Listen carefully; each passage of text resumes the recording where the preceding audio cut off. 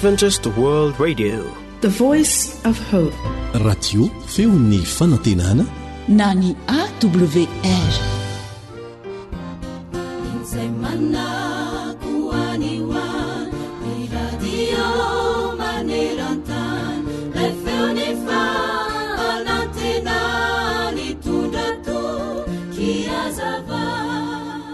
Tena nandinika tokoa ity olona ray izay velom-panontaniana na hoe fa inona mihitsy ireny ny antony ikipitsika rehefa mivavaka e, na rehefa matory, na rehefa manofy, na rehefa manaraka tsara mozika sy tononkira, na rehefa mifanoroka amin'ny olon-tiantsika.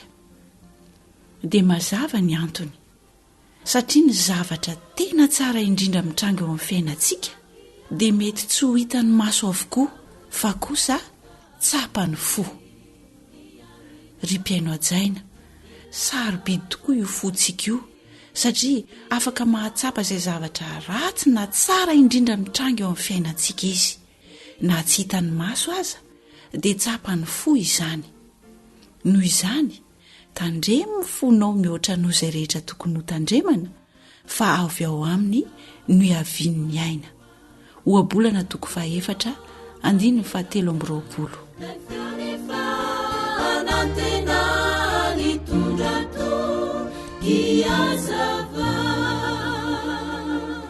Radio feon'ny fanantenana.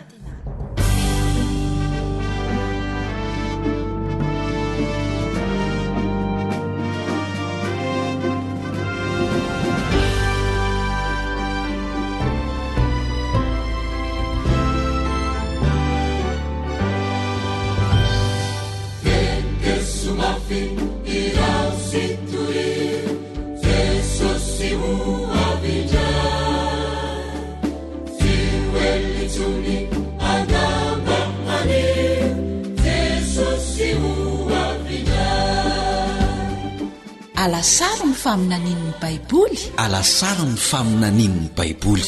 Fianarana mitohitohy ireo faminaniana apokaliptika ao amin'ny Baiboly.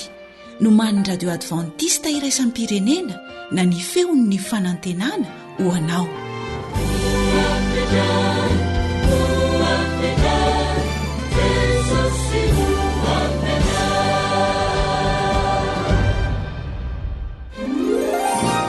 Efa nisy fotoana ve izay nahavery lalana anao tanteraka? Tsy hitanao intsony izay ale? Fantatrao ve fa Andriamanitra dia nanome tondrozotra ho anao eto amin'ity fiainana ity? Raha manana drafitra izy, dia ahoana no ahafantarako ny drafitra nataony ho ahy manokana? Manasanao hanaraka famelabelarana ratsoratra masina atolotry ny foiben'ny radio Adventista iraisam-pirenena na ny AWR no man'ny Kami Ottomanina filoha-lefitry ny AWR. Namanao Eliandre Mitantsoa no hanolotra izany amin'ny teny malagasy.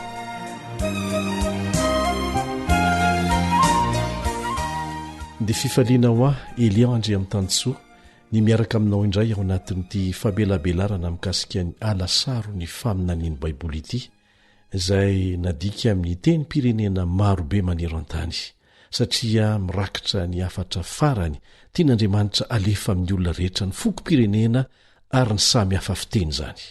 Ireo fotoana rehetra ny rahantsika teto nandalina amin'ny Baiboly dia fanandramana nafinaritra, nametrantsika fanontaniana sy namalina ny sasany tamin'ireo fanontaniana sarotra indrindra amin'ny fiainana, ary mbola hanoyan'izany hatrantsika amin'ny alalan'ity fandarantsika ity. Tianay ny milaza aminao fa mbola azonao atao hatrany ny mamerina miaino ireo famelabelarana rehetra izay ny rahantsika teto. Dia anterina trano fa mifameno avokoa izy ireo ka tsara ny hainoantsika azy rehetra. Azonao atao tsara koa ny misoratra anarana amin'ny sekoly fianarana Baiboly ao amin'ny trano kala-pifandraisan'ny radio Adventista iraisam-pirenena na ny AWR, ahafahanao manohy ny fandalinana ny soratra masina izay ny rahantsika teto. Hery mifanandrina, hery mifanandrina, izay ny lohahevitra izay ho jerentsika amin'ity anio ity. Fa milohan'izay dia manasanao mba hiaraka hivavaka amio.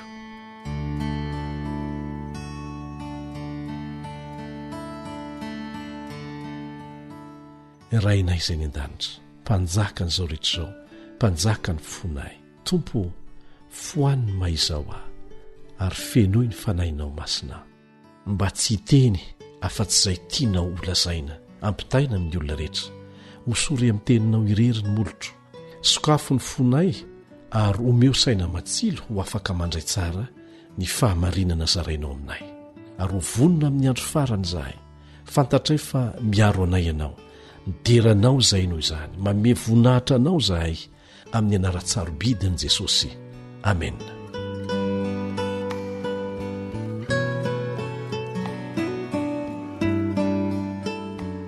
Ndeha ho atomboka amina horonan-tsary foy mirakitra fijoroana vavolombelon lehilahy anankiray tany Nazareta sy ny joroanao an'Andriamanitra ary ny joroan'Andriamanitra ho azy ny fiarahantsika mianatra eto amin'ity anio ity. Amin'ny mahasilamo azy hatrany an-kibon-dreniny dia nampianarina hankahala kristianina hatramin'ny fahazazany ho isam. Koa rehefa nanapa-kevitra ho tonga kristianina ny anabaviny dia niraha ny fianakaviany izy mba hamono an'io anabaviny io. Nanofy anefa izy ny alina milohany hamonoany azy, izay ninono fa Andriamanitra mihitsy nanome izany azy. Dia nanjary niova hevitra izy, tsy namono ny anabaviny, fa lasa nanapa-kevitra indray hianatra Baiboly. Resy lahatra tamin'izay novakiny izy, ary tsy ela dia niverina tany Nazareta hizarany finoany vaovao tamin'ny fianakaviany. Tezitra mafy ny dadatoany raha nandreany izany, dia nandidiny rehetra teo aminy, teo amin'ny manodidina hitorabato an'io Isam. Niditra an-tsehatra nefa ny rahalahiny, ary taorianan'izay dia nasain'ny rainy hiala ny fireneny mihitsy ho Isam. Tana maro taty aoriana rehefa maty ny rainy Isam sy ny dadatoany, dia nasain'ny reniny hiverina tany an-tany razana indray ho Isam. Tombotsoa lehibe fanararoatra ho azy izany hizarana ny fahamarinan'i Jesosy tao Nazareta. Nomen'Andriamanitra saina izy hanangana karazana ivotoerana fanaovantsoa izay nampiasany ny Baiboly hampianarana teny Anglisy ho an'ny mpiaramonina taminy. Izany ny fomba nitorian'ny filazantsara. Ankoatr'izany moa dia nomen'ny AWR fitaovana antsoina hoe Mega Voice ho Isam, izay fitaovana ahafahana miaino fampianarana Baiboly maro tsy ilana onjam-peo, ary nozarainy tamin'ireo mpiaramonina taminy izany. Tsy ela kory nefa dia niova ho ratsy indray ny toe-javatra, satria hitan'ireo zanaka lahy ny dadatoany izay efa maty ny zavatra nataony Isam. Izy ireo moa dia anisan'ireo izay nitorabato azy taona maro talohan'izao. Dia nanapa-kevitra izy ireo fa hanangona olona maro hankany an-trano Isam hanafika azy ary hamono azy. Hian'ny Audrey vadiny Isam ny korontana tany ambany rihana, dia nivoaka aingana izy hijery ny zavatra nitranga. Tonga dia fantany fa tandindomondoza ho Isam vadiny, dia nandoalika ny vavaka izy. Nikapoka an'io Isam tamin'ny tena viny sasany, fa niazakazaka niaro azy ny rahalahiny. Namoaka antsy ny zanak'olom-pirahalahy tamin'io Isam, dia nanindrona azy. Nagaga nefa fa niforotra fotsiny ilay antsy, fa tsy nandratra ny Isam na kely aza. Dia gaga izy ireo. Noraisy ny rahalahin'io Isam lay antsy niforotra, dia hoy izy tamin'ireo olona saika monan'io Isam ireo, andramo vonoana ihany ny lehilahin'Andriamanitra e. Rehefa nandeha niala teo ireo olona saika mono azy ireo, dia nandrahona hoe tsy ho fantatrao hoe aiza na roviana fa ho vonoana ianao ary tsy maintsy matinay. Volana maro taty aoriana nefa dia naharay antso ataribiana naitra ho Isam, fa maty ireo zanak'olo-mirahalahy tamin'ireo. Tratry ny loza teo am-pitengenana moto. Izany dia mampatsiaro antsika izay voalaza amin'ny Romanina 7:1-3 manao hoe, inona ary no lazaintsika raha Andriamanitra no momba antsika, iza no hatohitra antsika? Niteraka resabe tao amin'ny fiarahamonina silamo izany zavatra nitranga na hagaga rehetra izany. Ka fantatro Isam tamin'izay fotoana izay, fa teo ny fotoana tsara indrindra hampiasana ny asa fitoriana amin'ny alalan'ny finday, izay fomba fiasa voizin'ny radio AWR amin'ny fomba manokana amin'izao fotoan'izao manero an-tany. Nitady olona avy hatrany izy, handika ny toroteny amin'ny teny arabo, dia nahita lehilahy atao hoe Jamila izy izay vonina avy hatrany hanampy azy. Dia niasa mafy nandritry ny andro maro Jamila. Indraindray aza niasa alimbe mihitsy nandika an'ireo toriteny ny fototra tamin'ny baiboly, satria izany no alefa amin'ny alalan'ny finday ho an'ireo izay liana te hianatra. Raha teo ampamakina an'ireny toriteny ireny Jamila dia resy lahatra sy nihetsi-po tamin'ireo fampianarana madio izay hitany tao. Dia voasintona izaran'izany tamin'ireo namany avy tao amin'ny fiangonana batista izay nisy azy Jamila. Talanjona tamin'ireo fampianarana hitany tao koa io namany io dia nanapa-kevitra nizaran'izany tamin'ny pastoran'izy ireo, izay gaga tamin'ireo zavatra rehetra nyvakiny. Izany ny fiasan'ny fanahy masina. Vokatra izany dia nitadiavin'io pastora io Wisam mba hitoriteny tao amin'ny fiangonany. Nijoro tao amin'ny fiangonana batista Wisam, nizara ireo faminaniana ara-baiboly, niafatra ara-pahasalamana, ary tena resy lahatra ny fon'ireo ny aino. Ilay pastora sy ny ankamaroan'ireo mpivavaka rehetra tao dia nanapa-kevitra no atao batisa ao amin'ny fiangonana advantista ny andro fafito. Rehefa nandrean'izany moa ny taleny AWR Doany Make dia nandeha tany izy hanatrika ny batisan'izy ireo. Ka tamin'ny andro sabata nafinaritra anankiray dia nanao fanompom-pivavahana tao amin'ireny ranon'ny Jordana niaraka tamin'ireo olona ho atao batisa ireo. Ny ekipan'ny AWR niaraka tamin'ireo pakasary. Niditra tsiraray tao amin'ny rano ireo olona atao batisa. Feno faliana Wisam nanao batisa an'ireo fanahy sarobidy ireo niaraka tamin'ny pasteur Doany Make. Tsy hitanao ve fa maneho ny fomba mahagaga ampiasain'Andriamanitra izany, ary santionany amin'izay ampiasainy maneran-tany.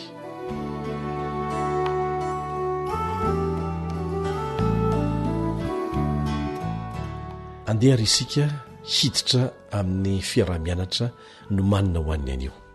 Inona ny drafitra farany nataon'Andriamanitra ho an'ity tany ity, ary inona ny drafitra nataony ho asy ho anao ao anatin'izany.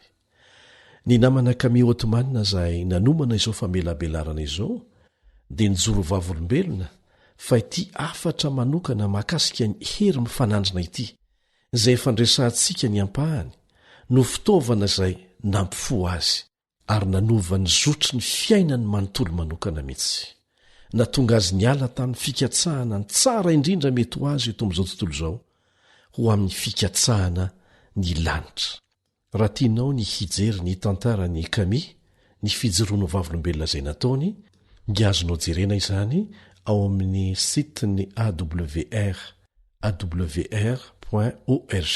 Olona nanana ny naizy azy tamin'ny lafiny rehetra Kami. Tena mpandrarà, tena nalaza, tsara tare, tsara bika izy, ary top modèle tany Etazonia. Kanefa rehefa nahita an'i Jesosy izy, dia nahita ny tsara indrindra. Taimboraka ho azy ny zavatra hafa rehetra, satria te ho any an-danitra izy, te araka hiady amin'Andriamanitra izy amin'ny fitoriana ny filazantsara maneran-tany. Andeha ho tsehivina ny loha hevitsika milohan'ny hirosotsika. Raha ho anatin'ny baiboly dia mino izany aho, rehefa tsy mifanaraka amin'izay voalaza amin'ny baiboly dia tsy natao azy zany. Ho jerentsika manontolo an'io ny tantara feno ny hery mifanandrina eo amin'ny Kristy sy Satana, manomboka ao amin'ny Genesisy hatrany amin'ny Apokalipsy. Vonina ve ianao? Asa firy amintsika re no efa nanamboatra ranom-boankazo e? Ohatra hoe mahakakaroty 20 isa ianao dia alainao ny ranony ataonao anaty kaopy anankiray, tsy asiana fangarony mihitsy, ilay izy marihitra tsara iny. Dia ho ataontsika tahaka an'izany fitantaran'ny baiboly ny hery mifanandrina ao anatin'ny fotoana fohy. Tiako raha makasara an-tsaina miaraka amiko ianareo. Ataovy toy ny mijery horonan-tsary mihitsy. Manomboka amin'ny Ezekela 7:20 ny tantarantsika, izay ahitana anjely anankiray antsoina hoe Losifera, izay voalaza eo fa kerobima manaloka tany an-danitra.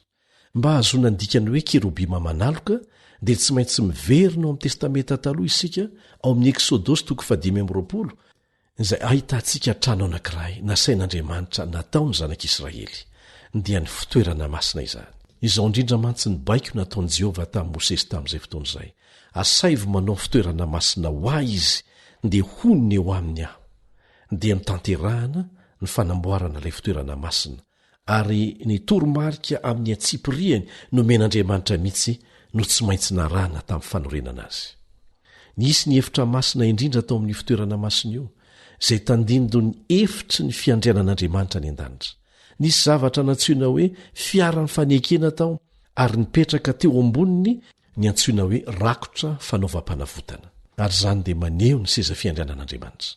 Milaza amintsika zavatra tena manandanja izany fa any an-danitra ny fototry ny seza fiandrianan'andriamanitra dia ny lalàny. Hitanao fa io didifolo io mantsy dia nasian'andriamanitra napetraka ao anatin'ny fiarany fanekena ao amin'ny efitra masina indrindra ao anatin'ny fitoerana masina io. Dia milaza amin'ny baiboly fa amin'ny andaniny roa ny fiarany fanekena dia misy anjely roa antsoina hoe anjely manaloka. Ny dikany hoe manaloka dia miaro na miambina. Izany dia milaza amintsika ny fanambarana ny asan'ny Losifera fony izy tany an-danitra, fony izy mbola tsy nanota.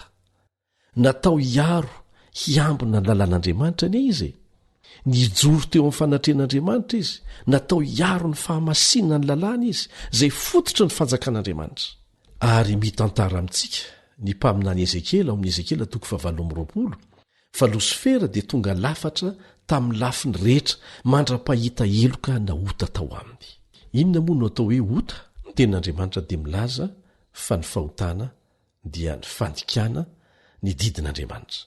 Mampalahelo, Losifera izay natao hiaro ny lalàn'Andriamanitra nanjary niodina nandikan'izany lalàna izany. Satria tonga nankahalan'io lalàna narovana io izy noho ny fitsiriritana ny voninahitr'Andriamanitra, fa tsy noho ny faratsian'ilay lalàna akory. Dia naely ny tsikelikely tamin'ireo anjely ny fotokeviny dia voatarika ny ray apatelo ny anjely. Hikomy tamin'Andriamanitra, niady tamin'Andriamanitra, kanefa resy dia nazera tetỳ an-tany. Efa nandany fotoana maromaro ny arahana nianatra ny amin'izany isika. Mety ho fantatrao ve hoe ahoana ny fomba namitahany Satana reo anjely ireo? Niteny ve Losifera hoe ianareo anjely masina, te ho ratsy miaraka amiko ve ianareo? Tsia, tsy famitahany izany. Fetsy tsy mahira-tsaina mihoatra noho izany ny fitaka nataony Satana. Milaza amintsika ny Isaia 4:10 fa nanandra tena Losifera nylaza hoe ho tahaka ny avo indrindra. No hoe ho tahaka ny avo indrindra dia midika hoe marina tahaka an'Andriamanitra, masina tahaka azy. Zao ny teny tiany Losifera lazaina amin'izany. Afaka ny ho masina ho toan'Andriamanitra ary tsy mila lalàna ilaza amiko ny fanatanterahana an'izany. Efa nandre fotokevitra tahaka an'izany ve ianao? Dia ny hoe afaka ny ho tsara tsy mila lalàna isika ary ny zavatra nakany Satana fanahany Eva tao Edena dia nitovy amin'Andriamanitra, sa tsy izany? Ry namako, fotokevitry ny fanamarinan-tena izany, izay mihevitra fa azontsika atao tsy misy an'Andriamanitra ny zavatra rehetra, ary izany na voafitaka ny ampatelon'ireo anjely tany an-danitra. Mbola manaraka tsara sika? Eto sika dia maneho ny antony fikorotanana izay tonga eto amin'ity planetantsika ity. Tsy haritra nefa izany toe-javatra izany ry havana satria manana drafitra matipaika hanavotana sy hanavotana anao Andriamanitra. Ny Baiboly dia milaza amiko fa Losifera sy ny anjeliny dia voaroaka tany an-danitra. Fa nahoana ny tsy nitsaraina avy hatrany Losifera? Efa nametra-panontaniana ny amin'izany ve ianao? Efa nanontany tena ny amin'ny tsy nanaovana an'izany ve ianao? Inona ny antony natonga an'Andriamanitra tsy namono azy avy hatrany? Tsotra ny valiny nefa lalina. Ao amin'ny Ezekela 7:20 Ezekela 7:20 dia noroahan'Andriamanitra Losifera sady niteneniny hoe nazerako eny an-tany ianao sady natolotro ho fitalanjona n'ireo mpanjaka. Misy teny mahaliana ao amin'ny Korotianina 2:5-7.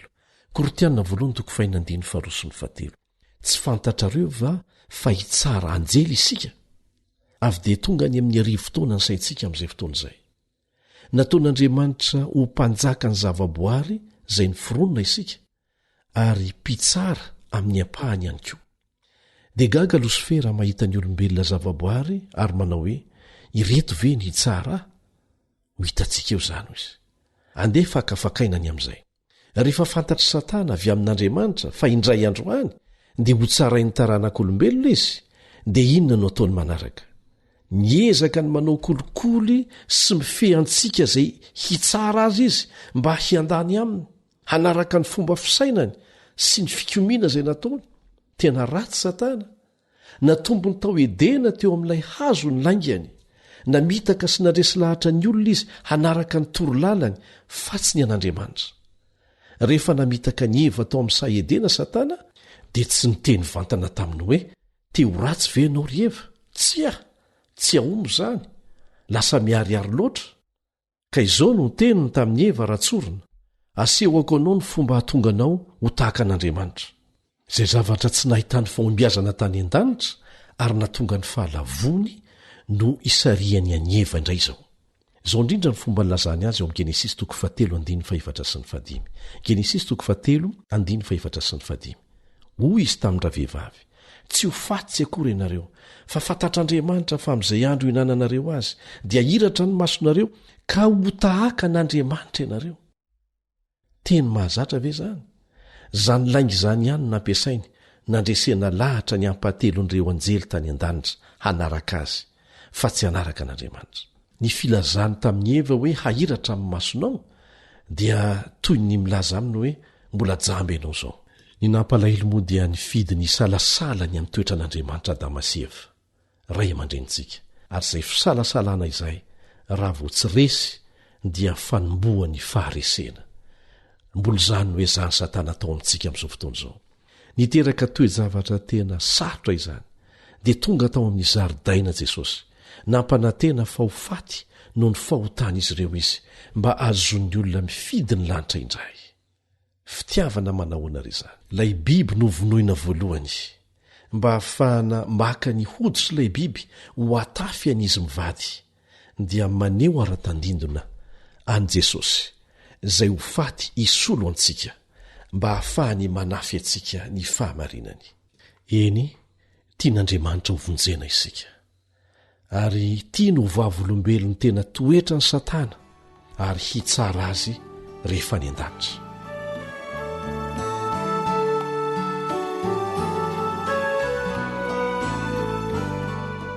Andeha hafangantsika ny sarimetsika avy ao amin'ny Genesisy hatrany amin'ny boky Eksodosy, izay iantson'Andriamanitra vahoaka anankiray hivoaka avy any amin'ny fanandevozana tany Egipta.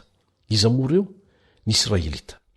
Tsarontsika fa rehefa lasa ny komy tamin'ny lalàn'Andriamanitra Satana tany an-danitra, dia niantso ny zanak'Israely indray Andriamanitra tetỳ tany. Tia hampiasa azy ireo ho vahoakany hitondra ny afatra ny famonjena manerana n'izao tontolo izao. Nomen'Andriamanitra fitaovana manokana ny Israelita.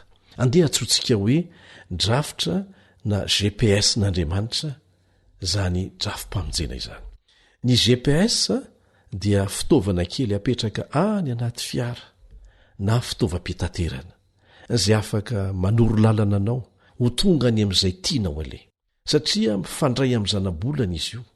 Soratana eo fotsiny ny toerana tianao aleha sy ny adresy mazava, dia tsy mila miasa saina ianao fa atorony hatramin'ny atsipiriany ny lalana rehetra hatongavanao any, na dia any amin'ny toerana tsy mola nalehanao mihitsy aza, ary tsy misy diso zany. Efa nahitan'izany aho tany ivelany, ary tena nitolagaga mihitsy tamin'ny fomba fiasany. Ny drafitry ny filazantsara ny famonjena dia azontsika hoarina amin'ny GPS n'Andriamanitra. Fantatr'Andriamanitra fa ilaintsika hitondro zotrany io. Efa nataony meloa zany rehefa latsaka tamin'ny fitaka isika ary very mirenireny tsy mahita lalana izay ale, dia mila nitaridalana mazava mba hiverenantsika mody indray any an-trano, ahita ny lalana miverina amin'Andriamanitra. Dia nijery tamin'ny mpitiavana ny Israelita Andriamanitra ary niteny hoe hanome fanomezana manokana ho anareo aho. Ao anatin'izany fanomezana izany ny lalàna. Tiako ny ampiasa anareo Israelita mba hanome io tondrozotra io, ity GPS manokana ity ho an'izao tontolo izao izay very tsy mahita ny lalak'izorany. Tiako firenena modely ho an'ny firenena rehetra manodidina anareo ianareo, ary hanoro azy ireo ny lalana miverina amiko. Andeha hanakatra sy hakasary an-tsaina ny fahatezeran'ny Satana isika. Rehefa hitany fa mitovy tanteraka amin'ilay efitry ny seza fiandranan'andriamanitra ny an-danitra ny endriky ny fitoerana masina ilay nasain'andriamanitra naoriny Israelita tany anefitra fahiny. Tezitra Satana satria hitany fa manana tombontsoa ny olombelona atakatra ny drafitra ny famonjen'andriamanitra. Azo antoka fa nanomboka namorony tafiny dia ireo anjely lavo Satana ary nyteny hoe ity ilay zavatra hitarika ny olona ho amin'ny famonjena ka tsy maintsy potehitsika. Ho foanantsika ny drafitr'Andriamanitra hamonjena n'ity zao tontolo izao ity. Ho potehitsika ny vahoaka manana ny fahamarinan'Andriamanitra. Tsy azontsika vely hiparitaka maneran-tany ny fahamarinana. Ary raha nanaraka ny resaka nolazain'ny nika tamin'ny Kami ianareo, izay notantarainy nijoroany ho vavolombelona tao anatin'ny iray tamin'ireo famelabelarana efa narantsika teto, dia nilaza mihitsy nika fa izy dia anisan'ireo iraka Satana hanapotika ny kristianisma. Lazainy mihitsy aza hoe misy logiciel izay niforonona mihitsy niaraka tamin'ny Satana mba hahafahana manatanteraka n'izany maneran-tany. Ary manantena izy ireo fa tsy ho ela dia ho potika ny tena kristianina marina. Tena efa fikasan'ny Satana ry havana ny hanapotika ny drafitra nataon'Andriamanitra hamonjena antsika olombelona io. Ka mety an-tany ianao hoe inona io drafitra io? Ahoana ny mahatonga azy ho lalana makany amin'ny famonjena? Andeha hakasary an-tsaina ny endrika io trano na ny fitoerana masina teo anivon'ny zanak'Israely tany anefitra io isika. Andeha ho jerentsika avy eny ambony ny fitoerana masina, toy ny hoe manidina eo amboniny isika. Dia ahita ianao fa misy kianjo io ivelany eo, misy faritra malalaka manodidina ilay fitoerana masina. Mahita fanaka roa eo ianao. Nataon'Andriamanitra hisy dikany manokana avokoa ireo fanaka tsirairay ireo, na ny tao ivelany izay antsoina hoe kianja, na ny tao anatin'ny fitoerana masina io. Ny voalohany hitantsika io dia ny alitara fanaovana fanatitra. Isaky ny manota ny zanak'Israely anankiray dia mitondra biby atao fanatitra eo. Iny biby iny lasa misolo eloka azy, lasa sorona ilay biby maneho milohan'i Jesosy Kristy, ilay zanak'ondrin'Andriamanitra izay ho faty hisolo eloka antsika izany. Ny manaraka dia nitavy fisasana. Izay no eteo ivelany eo. Eo zany no hanasan'ny mpisorona ny tanany sy ny tongony milohan'ny hidirany ao amin'ny fitoerana masina. Maneho inony zany eo amin'ny filazantsara? Maneho ny batisa izany amin'izao fotoana izao. Dia andeha hiditra ao amin'ny efitra masina isika. Dia hitantsika ao ny latabatry ny mofo aseho, misy mofo aseho ambon'ilay latabatra. Maneho ny ten'Andriamanitra izany. Ilay mofo naina voalaza ao Matitoko 4:4, Matitoko 4:4. Tsy ny mofo ihany no iveloman'ny olona fa ny teny rehetra izay aloako ny vavan'Andriamanitra. Dia miodina kely indray ianao anaty fitoerana masina ao ihany, ao anatin'ny efitra masina, mahita ny alitara fandoroana didika azomanitra, izay maneho ny vavaka ataontsika. Rehefa izany dia hitanao ny fanaovan-jery fitorantsana izay tandindona mampiseho ny fanahy masina sy ny fijoroantsika ho vavolombelona hitondra jiro hanazava izao tontolo izao amin'ny alalan'ny fahamarinany ten'Andriamanitra eo ambany fitarihan'ny fanahy masina. Hitanao ry namako, ianao ny fahazavana izao tontolo izao. Tsy azo afenina ny tanàna miorona eny amin'ny avoana hoy Jesosy. Tokony hamiratra ho an'i Jesosy ianao. Zany no fijoroanao vavolombelona. Tsy hoe nandray ny fahamarinana fotsiny ianao ary manolo tena eo amin'ny ranony batisa, fa mizarany zany hanaiky ho jiro eo am-pelatanan'Andriamanitra eo ambany fitarihan'ny fanahy masina. Andeha indray isika hiditra ao amin'ny efitra masina indrindra, satria mizara roa ilay efitra masina na hitantsika andreo zavatra andresana teo ireo dia jerentsika indray ny ao anatin'ny efitra masina indrindra. Dia hitanao ao ny fiaran'ny fanekena miaraka mididy folo ao anatiny. Io ny fanorenana ny drafitra ao antsika. Ahoana ary ny mahadrafitry ny filazantsaran'Andriamanitra na ny drafitry ny famonjena io fitoerana masina io. Raha mijery akaiky ny sary ianao ka manandrana manisy marika manodidina ny ivelan'ireo fanaka, dia inona re no hitanao hoe hazo fijaliana no hitanao. Azonao an-tsaina ve fa anarivo fotoana talohan'ny nahatongavan'i Jesosy olombelona teto an-tany dia naseho ny faminanian'ny fitoerana masina fa ho faty eo amin'ny hazo fijaliana no ny fahotantsika Jesosy. zao ny voalaza o am' Jaona izaho no lalana sy fahamarinana ary fiainana. Jesosy no niteny an'izay. Dia nitoizany hoe tsy misy olona mankany amiray raha tsy amin'ny alalako. Io azo fijaliana io no tonga tetezana nampifandraindray ny lanitra sy ny tany, ahafahantsika miverina amin'Andriamanitra indray. Efa ndresantsika teto fa maneho an Kristy nombona teo amin'ny azo fijaliana ireo biby izay novonoana teo amin'ny kianjan'ny fitoerana masina. Izany ny drafitra nataon'Andriamanitra nahafahana antsika. Ny zanak'Israely ohatra dia nafahan'Andriamanitra avy tamin'ny fanandevozana ary voatantara ao amin'ny Eksodosy 12 izany. Fa mielohan'ny nanafahana azy ireo dia nisy zavatra nasian'Andriamanitra nataony. Dia ny fanosorana rano tolambaravara ny isa-tokantrano. Fanakainona no asehon'izany? Ny alitara fandoroana fanatitra. Rehefa nandeha nanenjika azy ireo Farao ary nahatratra azy ireo nitoby teo amoron'ny ranomasina mena, dia inona no nataon'Andriamanitra? Nosokafa ny ranomasina mena. Inona moa no asehon'izany? Ny tavy fisasan'ny batisa no asehon'izany. Voalaza amin'ny Korinthiana 1:12 fa izany ny fomba nanaovana batisa ny zanak'Israely rehefa noafahana avy tao Egipta izy ireo. Maty tao amin'io ranomasina io Farao sy ny miaramilany izay nanandevo azy ireo, araka ny voalaza amin'ny Eksodosy 12:7. Rehefa tonga teny ampitan'ny ranomasina mena izy ireo ao amin'ny Eksodosy 12:1, dia inona indray no nitranga? Niantsoantso ry zareo, naony zahay, vinanio anie ny zavatra nataon'Andriamanitra ho an'ny olona e? Narotsany indray ny mana, ilay mofo avy any an-danitra.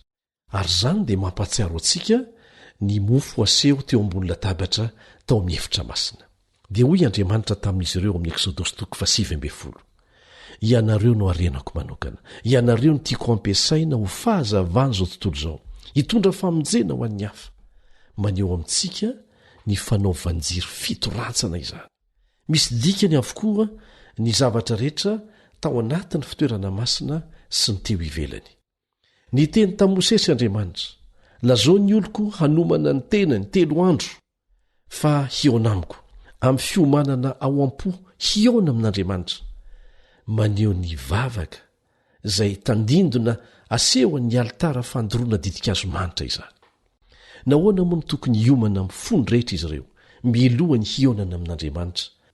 Ny toy no ahitantsika an'izany dia izay zavatra nitranga ao amin'ny Eksodosy 12.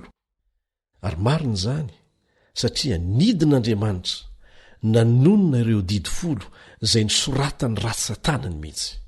Nanahoana indray ny fiainan'i Jesosy sy ny fitoviany tamin'ny endriky ny fitoerana masina. Natao batisa tamin'ny 30 taonany izy.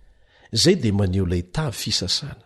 Nandray ny fanahy masina izy izay tandindon'ilay jiro fitorantsana ary nitory ny filazantsara. Ary ny tena misongadina indrindra dia izy mihitsy ilay zanak'ondrin'Andriamanitra nanaisotra ny fahotana izao tontolo izao teo amin'ny hazo fijaliana.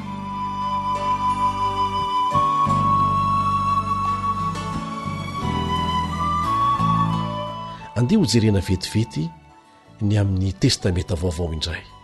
Ny bokin'ny Matio, Marka, Lioka, Jaona, ireo filazantsara 4 dia samy manambara ny batisa sy ny nanaovana an'i Kristy hosorona hisolo antsika. Ny boky manaraka, ny asan'ny apôstôly, dia miresaka momba ny batisa ny fanahy masina ary natonga azy ireo ho afaka mijoro vavolombelona matanjaka tamin'izany fotoana izany. Rehefa mandeha mamaky ny fitoerana masina isika, maka sary an-tsaina amin'izany, dia mahita ny boky manaraka, dia ny bokin'ny Romanina hatrany amin'ny bokin'ny Joda izany. Miresaka ny amin'ny mahazava-dehibe ny fianarana ny Baiboly, ny vavaka ary ny fijoroana ho vavolombelona. Ary ny Apokalipsy dia mitondra antsika mihitsy ho any amin'ny efitry ny seza fiandrianan'Andriamanitra, dia ny efitra masina indrindra. Ry mpiara-mianatra amiko, tokony ho fantatsika io drafitra izay mamakivaky ny soratra masina manontolo io. Io ny pilany ny famonjena antsika. Dia nasehon'Andriamanitra antsika misesisesy mihitsy ireo dingana rahana raha te ho voavonjy ianao, raha te ho voavonjy aho. Izao ny voasoratra ao amin'ny Romanina 10:7. Romanina 10:7. raha manaiky an' jesosy ho tompo amin'ny vavanao ianao ary mino amin'ny fonao fandriamanitra efa nanangana azy tamin'ny maty dia ho vonjeny ianao. Raha manaiky an'izany ianao dia atao batisa sa tsy zany? Dia mijano eo ve isika misy dingana hafa ho amin'ny lalan'Andriamanitra veorinan'ny batisa? Eny, misy tokoa. Ny manaraka, raha tena vita batisa aho ka manara-dian'i Kristy dia hianatra sy azona ny ten'Andriamanitra izay mofinaina natao hoaniko isan'andro. Hivavaka amin'Andriamanitra mba hanatsarana ny fifandraisanay ary hijoro vavolombelona ny amin'ny fitiavan'ny tompo amin'ny hafa eo ambany fitarian'ny fanahy masina. Eo amin'ny lalan'Andriamanitra mankany amin'ny famonjena dia fantaro hoe voatarika ho aiza ianao amin'ny farany. Marina izany. Zao mivolaza amin'ny Jaona 4:15. Raha tia ahy ianareo dia hitandrina ny didiko. Tena feno izany dingana izany, izany drafitra izany dia tena matipaika. Azagaga raha matezitra ny Satana ireo drafitra ny famonjena nataon'Andriamanitra ho antsika ireo. Ny testamenta taloha ray manontolo dia maneho ny fiezahan'ny devoly hanapotika ilay vahoaka manana ny drafitra ary hanapotika ilay drafitra mihitsy, kanefa nitehirizin'Andriamanitra hatrany izany. Notarian'ny Satana ikomy tamin'Andriamanitra koa ny zanak'Israely dia lasa nanompo sampy, dia navelan'Andriamanitra hanaraka ny sitrapony, dia nizotra nakany amin'ny fanandevozana tany Babilôna, kanefa tsy nijanona teo Andriamanitra. Inona ny tranga manaraka? Tafiditra ao amin'ny voalohany amin'ireo faminaniana 3 ao am-bokin'i Daniela isika. Ahitantsika any Babilôna. Ny faminaniana voalohany dia ny amin'ny 70 herinandro. Momba ny inona io faminaniana io? Tsorintsika amin'ny alalan'ny fanoharany zandry namana. Ilay faminaniana dia Andriamanitra miteny amin'ny Israely dia ilay iray izay tondroy ny fitoerana masina fa ho avy afaka 70 herinandro. Ary raha tsy vonona andray an' Jesosy izy ireo fa manohy ikomy ihany dia ho alana amin'ilay drafitra, homena olo-kafa. Dia inona moa ny zavatra nitranga? Tsy vonona ny Israely rehefa tonga tokoa Jesosy satria nilavin'izy ireo Kristy. Fantatsika ny tantara, fantatrao ve ny zavatra nitranga rehefa maty Jesosy? Rovotra ny zara roa avy any ambony ka hatrany amban'ilay voaly tao amin'ny fitoerana masina. Midika inona izany? Midika izany fa nifarana ny drafitra tandindona teto tany izay nanazarana ny zanak'Israely hiomana handray an' Jesosy ilay mpamonjy ara-baky teny. Nisy lalàna seremoniely be dehibe izay nanazarana ny zanak'Israely tamin'izany rehetrarehetra izany. Fa rehefa tonga Jesosy dia tsy nilaina intsony ireny lalàna seremoniely ireny. Rehefa nitsangana tamin'ny maty Jesosy niakatra ao any an-danitra ho any amin'ny fitoerana masina any an-danitra dia nesorona tamin'ny Israely ara-nofo ary nomena ny Israely ara-panahy ilay drafitra. Asa raha azonao an-tsaina fa nijery ny testamenta taloha ray manontolo sika teo. Nomen'Andriamanitra fanomezana ny amin'ny fitenenana Israely. Azony mitondra ny ty afatra momba ny fitoerana masina sy ny mpisorona ny an-danitra ity ho amin'izao tontolo izao. Dia lasa eny amin'ny kianja ny Israely ara-panahy, tsy misy masaka anazy ireo amin'izao fotoana izao. Dia hoy ilay Satana, tsy maintsy sakanako reto olon'reto, reto kristianina tsy mety mitsahatra reto. Dia inona ary no ataon'ny Satana? Resy lahatra mihoatra noho ny hatramin'izay Satana dia miteny hoe tena tsy maintsy ho vaiko ny fomba fiatiko. Dia izany no mitondra antsika ho any amin'ny fotoana ara-paminaniana faharoa amin'ireo faminaniana 3 ao amin'ny bokin'i Daniela. Dia ny faminaniana mahakasika ny 720 taona izany.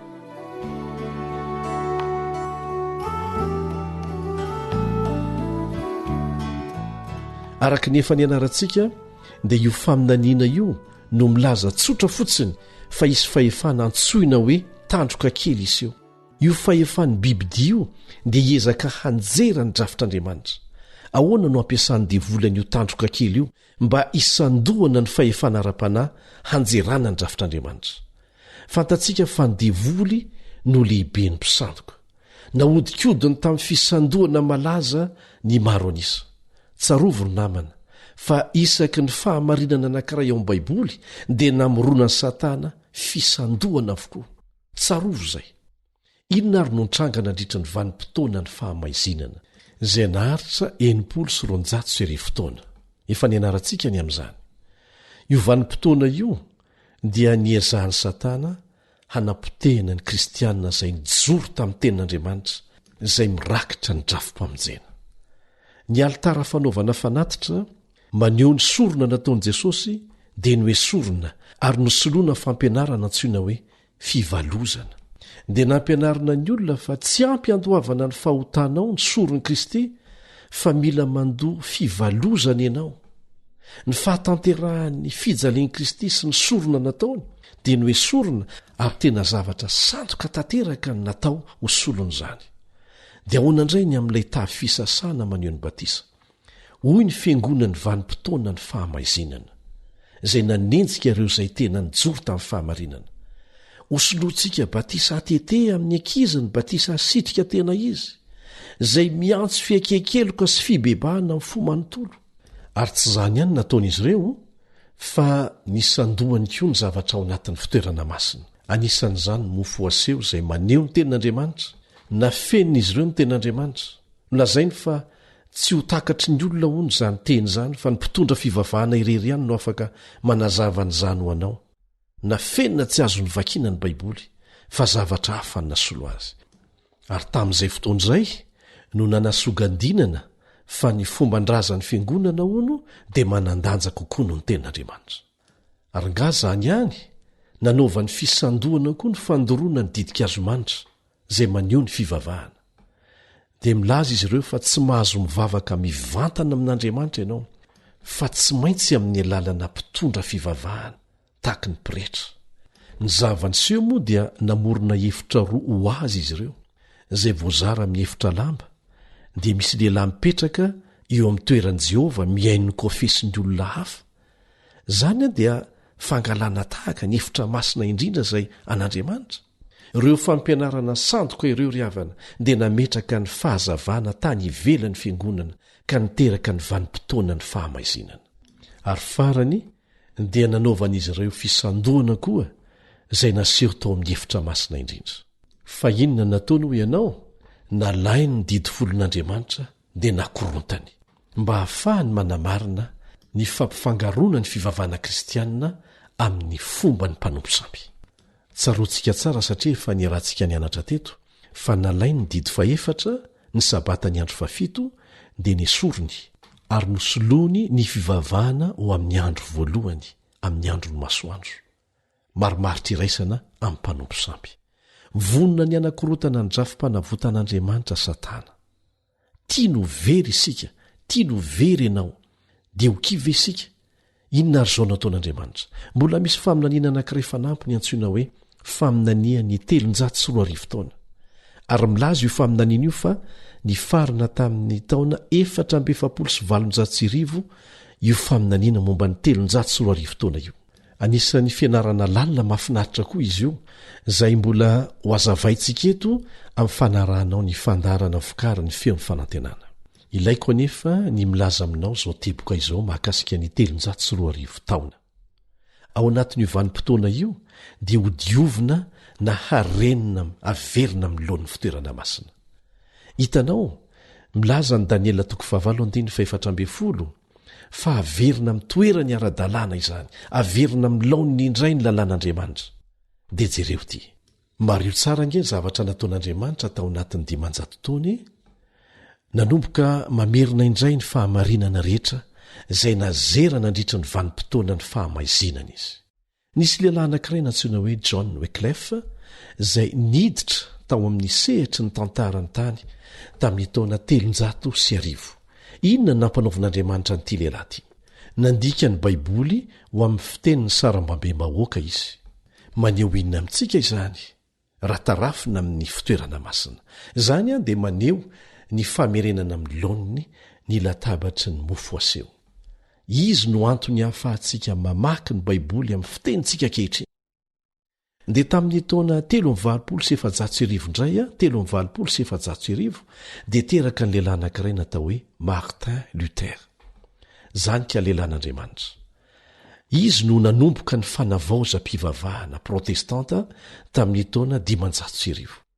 Tamin'ny alalany no namerenan'Andriamanitra ny fahamarinana momba ny solon'i Jesosy Kristy, ny solony elontsika teo amin'ny hazo fijaliana, ary no itsiny mazava ny fisandohana na solo an'izany dia ny fivalozana dia ren'Andriamanitra no ny fietsehana loteranina. Amen.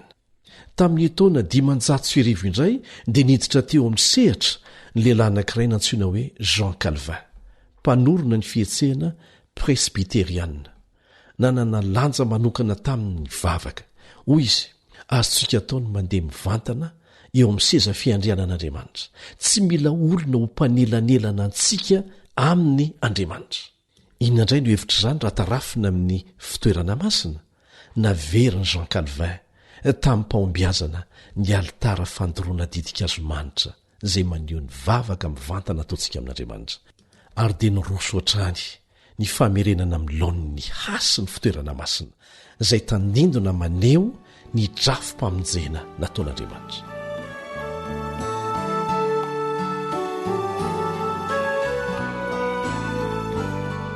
Tamin'ny taona 930 dia nisy lehilahy anankiray nantsoina hoe John Smith. Raha teo ampianarana ny Baiboly izy dia niteny hoe, andraso kely aloha, tsy azonao atao batisa amin'ny rano teteny zaza satria tsy zany no ampianarany soratra masina. Mazava tsara izy ity, tsy zany no modely nasehon'i Jesosy.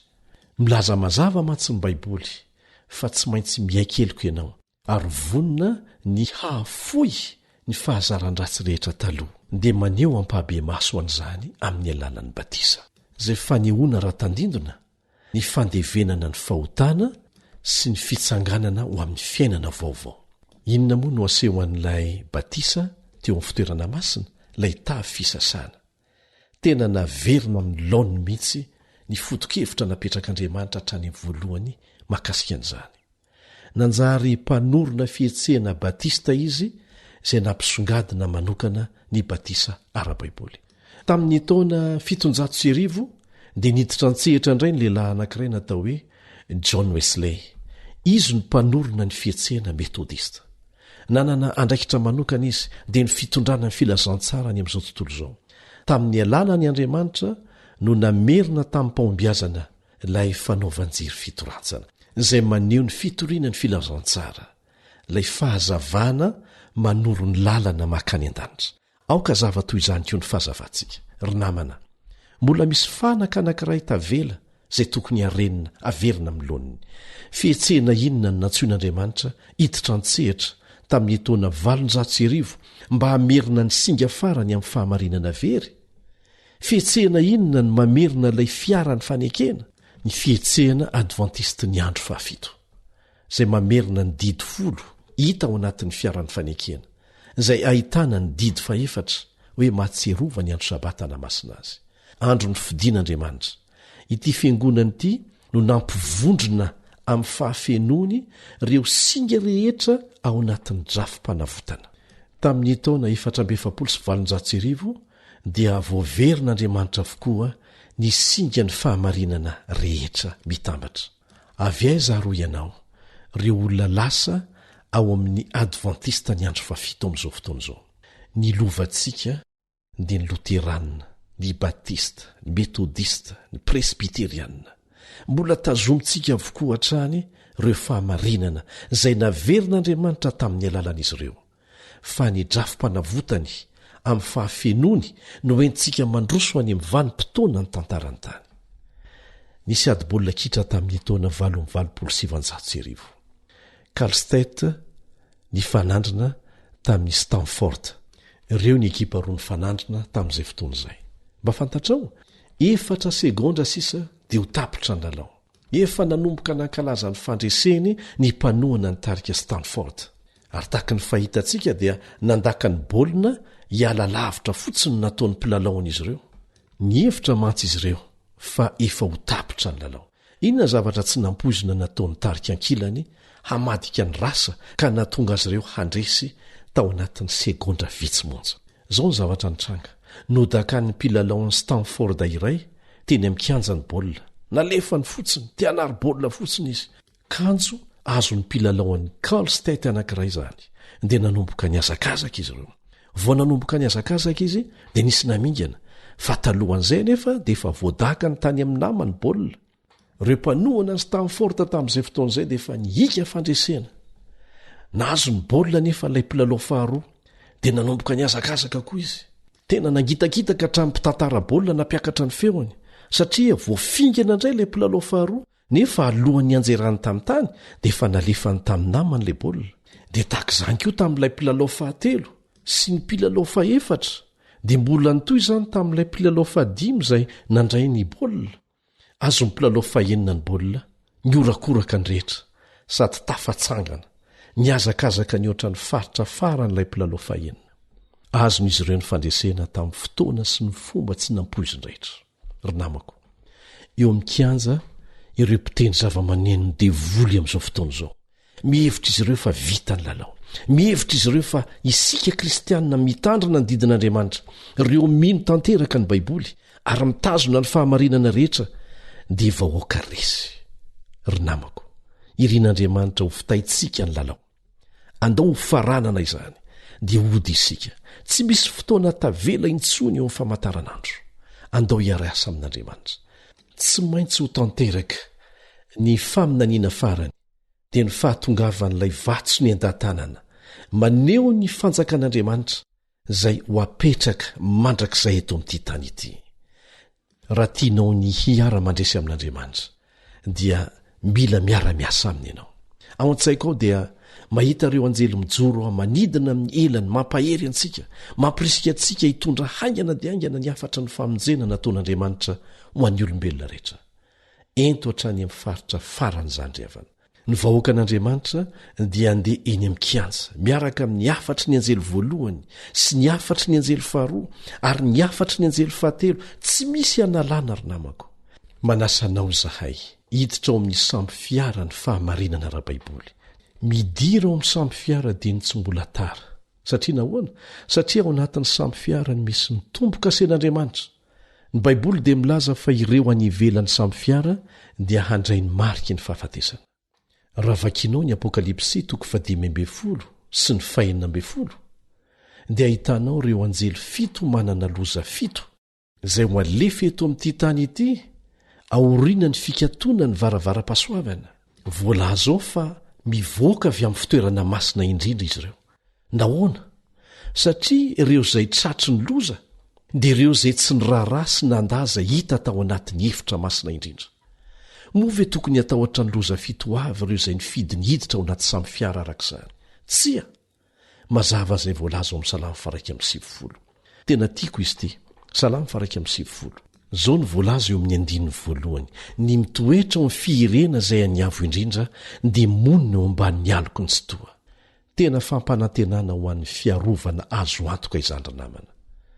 Eo amin'ny 1:10 dia zao ny voalaza, tsisy loza anjoanao na aretina anakaiky nylainao. Mety hiara-ny loza miseho izay maneho ny famantarana ny fahakekezan'ny farany izy ireo. Saingy tsy ho voakasiky ny loza 7 kosa ireo izay mbola tratra velona eto amin'ity tany ity milohan'ny fihevian'i Jesosy indray ny amin'irao ny lanitra. Satria natokana ho an'ireo izay nanao tsinotsinona ny didin'Andriamanitra ny loza 7. Izao ny teny fampanantenana azo antoka omen'Andriamanitra anao. Ao amin'ny Isaia 7:7 sy ny 5. Isaia 7:7 sy ny 5. Aza matahotra ianao, fa efa nanavitra anao aho, efa niantso ny anaranao aho. Ay ianao, aza matahotra fa momba anao aho. Tehirizo ao an-tsaina izany satria misy ny fotoana tsy maintsy ilana manokana an'izany. Mety ho aingana noho izay eritreretantsika aza ny ilana an'izany.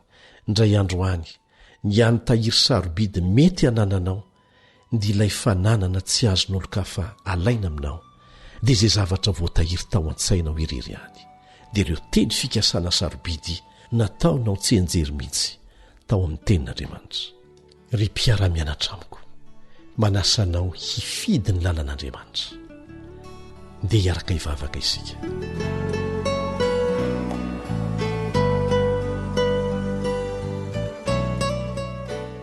Iraina izay ny an-danitra, mpanjaka an'izao rehetra izao, mivavaka mba hijoro mafy amin'ny fahamarinana ny tsirairay avy aminay, ka hiambina hatrany amin'ireo fandriky Satana izahay, ary hitaky ampinoana ireo teny fampanantenana nataonao ho fiarovana anay, mieloha ny hevinao indray ny amin'irao ny lanitra. Hazony amin'ny tana maherinao izay Jesosy eo ampiandrasana ny fihevinao tsy ho eleny amin'irao ny lanitra. azy rehetra manelingelona na manakana anay tsy ho vonona amin'izany fiaviana ho indray tsy ho eleny amin'ny raha onylanitra izany dia esory aminay. Angatahanay amin'ny anaran'i Jesosy izany. Amen.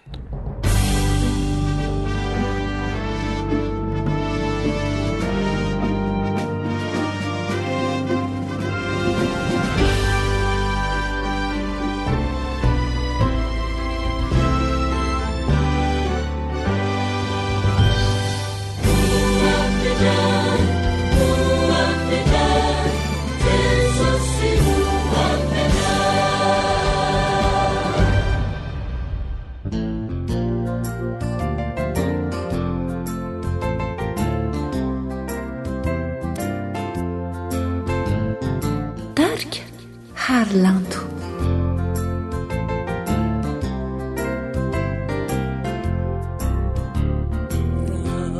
Eto antany any tsy azo ifikirany intsony naory anao namanana tsy azonao sakanana fa lamba mena no miondry anao fa ny andanitrany any harena ambony naory anao namanana tsy azonao sakanana fa lapavolamé henano miondry anao aza mitahiry tointsony fa feno kalala oety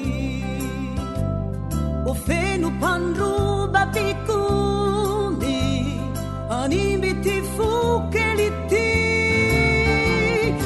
leo kosa aminisisa tehirizony anjaranao asiurakitra ho any amparadisa sinjoviny ho avinao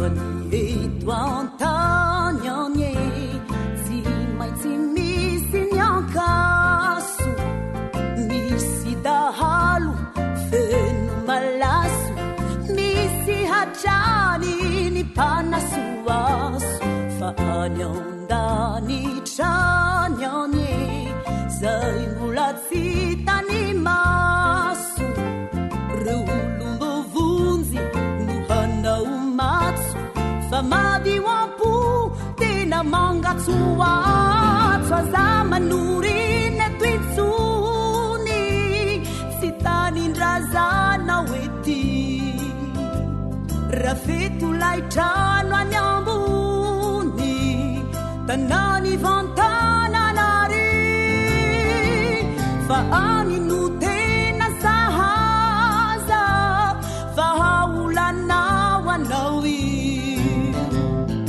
yanao io na panotabeaza volatiny retadidio. AWR feony fanantenana.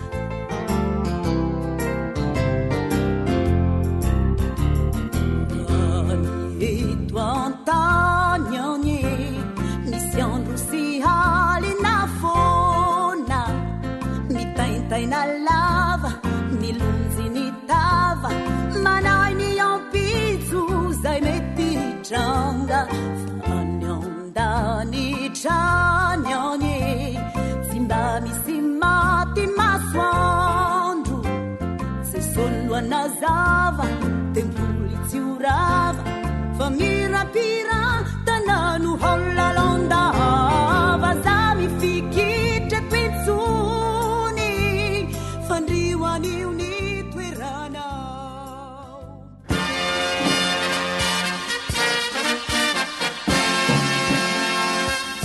Adventist World Radio, The Voice of Hope. Radio feony fanantenana. Ny farana treto ny fanarahanao ny fandaharan'ny radio feo fanantenana na ny AWR amin'ny teny malagasy. Azonao ataony mamerina miaino sy maka mahimaimpona ny fandaharana vokarinay amin'ny teny pirenena mihoatriny 100 amin'ny fotoana rehetra. raisoary ny adresy ahafahanao manao izany: awr.org na feo fanantenana.org.